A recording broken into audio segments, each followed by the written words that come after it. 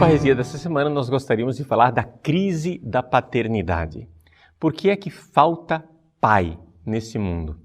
Nós estamos vivendo uma espécie de crise em que parece que ninguém quer assumir o papel de pai. Nesse mês de agosto, em que a sociedade civil celebra o Dia dos Pais, nesse mês de agosto, em que a Igreja Católica no Brasil celebra o mês das vocações, vamos parar um pouco para pensar a respeito desta vocação de ser pai. Primeira coisa é que nós vemos que Jesus disse: a ninguém chameis de pai neste mundo. Quando Jesus diz que ninguém deve ser chamado de pai nesse mundo, nós vemos claramente que nós desobedecemos essa palavra de nosso Senhor. Porque nós chamamos os nossos pais de pai, nós inclusive chamamos os padres de pai, não é verdade? Então, como é possível isto? Bom, a realidade é a seguinte: nós precisamos entender o que é que nosso Senhor Jesus Cristo quis dizer quando Ele falou a ninguém chameis de pai. Jesus estava dizendo aqui que se eu quero compreender o que é um pai, na verdade eu tenho que olhar para Deus. Eu não tenho que olhar para os seres humanos. Porque é nele que está a fonte de toda a paternidade. É aquilo que São Paulo nos diz claramente na carta aos Efésios, capítulo 3, versículos de 14 a 15. São Paulo diz assim: dobra os joelhos diante do Pai do céu, Deus, do qual provém toda a paternidade na terra e no céu. Ele é a fonte dessa paternidade. Então, vejam, se nós quisermos realmente compreender o que é um pai, nós não devemos olhar para o reino animal. Não podemos e não devemos olhar para os seres humanos. Se quisermos entender o que é um pai, nós precisamos olhar para Deus.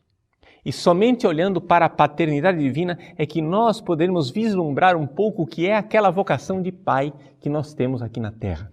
Por que é que estão faltando pais? E não somente isso, por que é que o demônio tem este ódio tão grande contra o pai? Se existe uma pessoa na família que está sendo atacada, é o pai. Não sei se vocês notam isso, mas é a pessoa que deveria ser a mais forte, aquela que é o sustentáculo da família, e, no entanto, é aquela que se tem demonstrado a mais fraca nos últimos tempos. Quantas e quantas famílias são constituídas sem pai, não é? Uma família sem a figura paterna. Mas como é possível uma família sem uma figura paterna? Como é possível realizar isto? Veja, a realidade é esta, é que quando o demônio quer destruir uma família, ele sabe a quem golpear por primeiro, ele sabe a quem atingir por primeiro, é aquele que deveria ser o ícone da paternidade de Deus, da paternidade do Pai do céu. Então, vamos analisar um pouco essa realidade. Em primeiro lugar, por que é que Deus é Pai? Vejam, nós vemos que a paternidade é algo eminentemente espiritual. Se você for olhar no reino animal, você verá que, de alguma forma, a paternidade no reino animal ela não tem consistência. Você ainda encontra alguma coisa de maternidade no reino animal, não é verdade? Ou seja, as mães, sobretudo dos mamíferos, elas continuam cuidando dos filhos por um certo tempo enquanto amamentam. As aves, né, sobretudo as fêmeas, costumam cuidar dos ovos da ninhada e alimentá-la. Claro, existe também colaboração do macho, mas a colaboração do macho no mundo animal é sempre esporádica, rara, e a gente, quando a encontra, até fica admirado. Puxa vida, veja essa espécie de ave rara aqui, onde o macho também ajuda a fêmea a chocar os ovos, não é? Então, toda essa realidade da paternidade, nós não a encontramos no mundo animal. Sobretudo, no mundo animal não existe nem paternidade e nem maternidade no sentido estrito e espiritual da palavra. Por quê? Porque o que eles são reprodutores, não é? Eles simplesmente geram os filhos, eles têm a ninhada. Mas você sabe muito bem que uma vez que a cria atinge a fase adulta, o relacionamento entre o pai e a mãe animal desaparece. Tanto que um filhote é capaz, uma vez atingida a fase adulta, é capaz também de ter um relacionamento sexual com os seus próprios pais. Não há um relacionamento espiritual de pai e filho no mundo animal. Então, se nós não temos isso, nós estamos falando de algo especificamente espiritual. Sim, e que aqui nessa terra, por quanto nós saibamos, só existe nos seres humanos, porque somente nós temos alma, somente nós temos essa realidade espiritual. A novidade é que nosso Senhor Jesus Cristo veio nos dizer uma coisa que nós não suspeitávamos, que é o fato de que Deus é Pai. Nós não sabíamos disso. No Antigo Testamento, a paternidade divina é sempre realizada, é sempre recordada como uma metáfora, uma coisa assim bastante imprópria no sentido da palavra. Ou seja, Deus é chamado de Pai de Israel, por quê? Porque Ele criou o povo de Israel. Deus é chamado de alguma forma, sobretudo no final do Antigo Testamento, de Pai porque criou o mundo. Mas Pai no sentido próprio da palavra, somente em Jesus Cristo. Jesus é o Filho de Deus que se fez homem e com isso Ele revelou que Deus é Pai. Com isso Ele revelou que Deus é família. Sim, quando nós falamos de família trinitária, estamos falando de um pai que tem um filho e de um amor entre esse pai e esse filho que é um amor tão perfeito e santo que é uma pessoa. Chama-se Espírito Santo. Muito cuidado com a expressão família trinitária. Não ponha uma mãe no meio, tá? Por quê? Porque não existe a maternidade dentro da Trindade. O que existe, sim, é a paternidade de Deus que possui em si mesmo todas as riquezas de um amor paterno e um amor materno, porque é infinitamente maior do que qualquer pai ou mãe que nós possamos conhecer aqui na Terra. Pois bem, acontece que este Pai do céu mandou o seu Filho aqui no mundo. E se nós olharmos para o relacionamento entre o Pai e o Filho, nós iremos de alguma forma descobrir aquilo que Deus realmente quer para a paternidade. E iremos ver por que o demônio se esmera em querer derrubar as figuras de pai. Veja, nos últimos séculos é o que nós temos visto, a derrocada da figura dos pais. Sobretudo, por exemplo, com a reforma protestante, não é? Com Lutero, o que aconteceu? Caiu um grande pai, o Papa. Ou seja, os protestantes não aceitam ter um pai aqui na Terra, um pai espiritual. Depois vieram a queda das várias monarquias e o rei, novamente, figura de pai, caiu. Então nós não temos mais a figura do pai.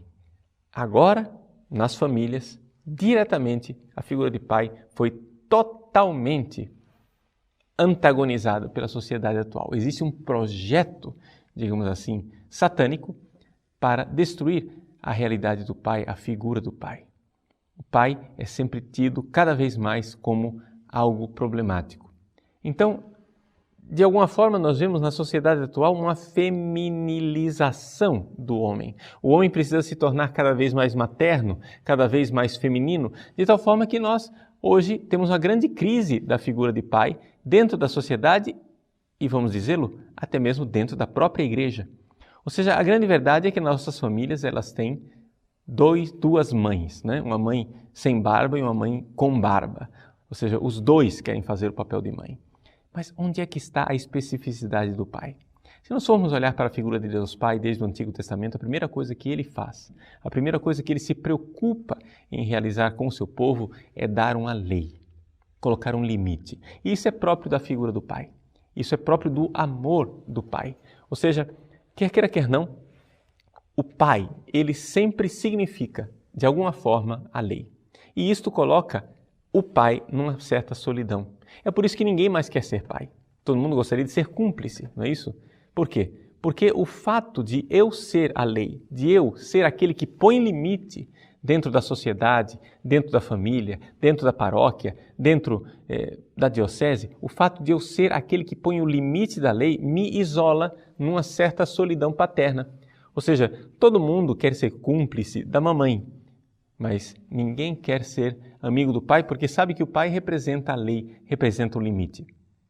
Pois bem, essa realidade ela se encontra também em Deus. Deus que inspira a nossa paternidade, ele primeiro se apresenta como uma lei que limita, uma lei que diz basta, uma lei que diz você não é Deus. O Pai aqui sou eu sou o centro, eu sou aquele que deve dar a você a felicidade. Então, o Pai, ele precisa se dar conta disto, que a paternidade divina, ela é insubstituível. Ou seja, no fundo, nós que somos pais aqui na Terra, somos, de alguma forma, somente uma figura do Pai do céu. Nós somos como que ícones do Pai do céu. Todo pai aqui na Terra, de alguma forma, deve ser mais ou menos como São José, não é?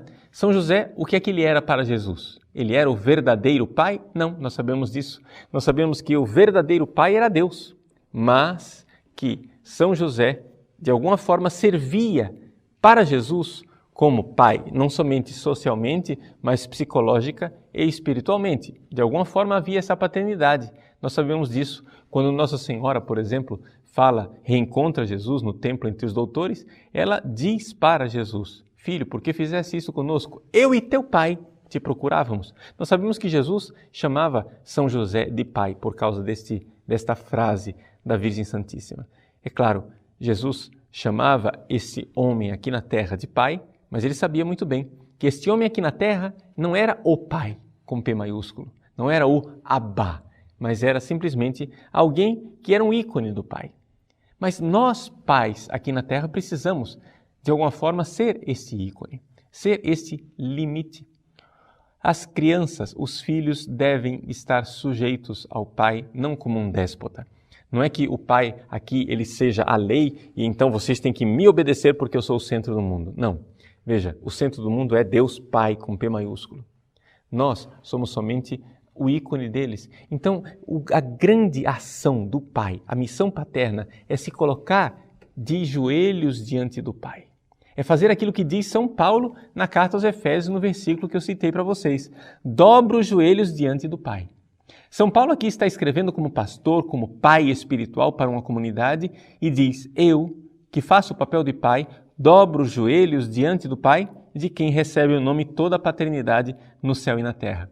Então, se eu me colocar de joelhos diante de Deus Pai, eu saberei ser um pai aqui na terra. Se eu me colocar e me puser debaixo da paternidade divina, isso quer dizer o seguinte, que a lei de Deus deve valer no coração do pai. A primeira coisa que um pai deve saber para a sua família é que ele deve ser temente a Deus. O pai deve ser o primeiro a obedecer a Deus. O pai obediente é um pai que será obedecido. Quando os filhos virem que o pai dá o exemplo, que ele é o primeiro a se colocar de joelhos e aceitar, adorar a divina vontade de Deus, os seus filhos seguirão o exemplo. É uma coisa impressionante que, estatisticamente falando, seja assim.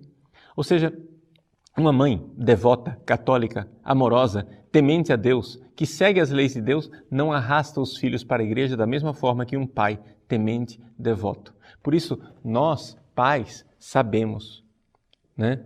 O pai do sexo masculino sabe da grande missão que ele tem. Você precisa se conscientizar disso. Nós precisamos nos dar conta desta necessidade imensa que nós temos de assumir esse papel. Agora, infelizmente, isso tem um preço. Isso tem um preço e o preço é uma certa solidão. Assim como Deus Pai, que está no céu, continua habitando em luz inacessível, não é? Como diz ele de São Paulo, também os pais aqui na terra devem saber que eles não são cúmplices. Nós não devemos agora começar a rivalizar com a mãe. Que coisa feia quando um pai começa a rivalizar a cumplicidade da mãe. A mãe, ela é muito mais amiga, muito mais próxima das crianças. O pai, claro, ele deve se fazer próximo também, ele deve amar, ele deve ser amoroso, mas não deve ficar com ciúmes quando ele nota que os filhos, de alguma forma, preferem afetivamente estar ao lado da mãe. Por quê? Porque faz parte do sacrifício do pai. O pai, ele deve também se preocupar com a missão do filho. Vejam, o Pai do céu enviou o Filho na terra. Ele assim manifestou essa sua função de enviar o Filho ao mundo. Também os pais aqui da terra têm esta função. Enquanto a mãe, ela segura em casa, ela quer segurar o filho na barra da saia, não é? Primeiro ela segura o filho no ventre, depois ela segura o filho no colo, depois ela quer segurar o filho em casa. O pai, ele é chamado a enviar o filho para o mundo. O pai é aquele que, de alguma forma, desafia a criança para enfrentar a sociedade, o mundo e o futuro. É por isso que hoje em dia nós temos jovens, rapazes e moças que crescem de forma tão insegura. Trata-se de uma falta de figura paterna clara, uma falta de um pai que lhes estimule e lhes desafie para a vida e que diga: meu filho, minha filha, você tem que ir para o mundo e realizar a sua vocação. Eu envio do Filho em missão. Assim como Deus Pai enviou Jesus, nós, pais aqui da terra, precisamos também enviar o Filho e confiar. Confiar na educação que nós demos, confiar nos limites que nós pusemos. Claro, nós sempre podemos cobrar, sempre podemos estar dando uma certa assistência, mas confiar que Ele deve fazer, ele deve dar conta, de alguma forma, daquela missão que ele recebeu, se tiver um coração verdadeiramente de filho. Uma outra coisa importantíssima com relação à figura do pai, que aqui nós precisamos entender. O pai também deve gerar os seus filhos espiritualmente. A geração eterna de nosso Senhor Jesus Cristo, nosso Senhor foi gerado, o Filho de Deus foi gerado desde toda a eternidade. O pai sempre foi pai, o filho sempre existiu. Aqui na terra, um pai deve também ter esta missão de gerar os filhos espiritualmente. Um pai precisa estar de joelhos e saber que no fundo, uma vez que nós demos a educação, colocamos os limites, pusemos as leis, demos o exemplo e, de alguma forma, enviamos esse filho para o mundo, chega um momento em que nós devemos confiar no Pai, do qual provém toda a paternidade. Saber que no fundo, nós só somos ícones deste Pai celeste e que, aqui na terra, o que nós podemos fazer é simplesmente ficar de joelhos no chão. Que bonito ver um pai que tem calos no joelho pelos seus filhos, por ser grande intercessor do futuro dos seus filhos. Os filhos precisam ser gerados também, com o terço na mão, com a Bíblia na mão, na adoração diária, na devoção à Virgem Maria, na comunhão diária, na confissão frequente. Um pai é alguém que deve gerar espiritualmente os seus filhos. E isto é muito importante. É muito importante porque, no fundo, quem está gerando é Deus Pai. E nós somos somente esse ícone. Daí nós vemos por que é que o demônio, por que é que Satanás ataca tanto a paternidade, ataca tanto os pais. Exatamente por isso. Porque o pai do sexo masculino, de alguma forma, ele é ícone de Deus. E já que Satanás não pode atingir a Deus e a sua paternidade, termina atingindo todos aqueles que são seus ícones, todos aqueles que são, de alguma forma, a sua visibilidade aqui neste mundo. E é assim que todas as figuras paternas vão sendo destruídas. A figura paterna do Papa, dos reis, dos bispos, dos padres. Por exemplo, todo o escândalo de pedofilia que nós vimos nos últimos anos. O que é isto? Isso é simplesmente uma destruição da figura do padre enquanto figura paterna. Eu me lembro, por exemplo, do grande testemunho de conversão de um artista inglês chamado Sir Alec Guinness. Sir Alec Guinness, ele fez um filme bastante antigo chamado O Padre Brown, Os Mistérios do Padre Brown.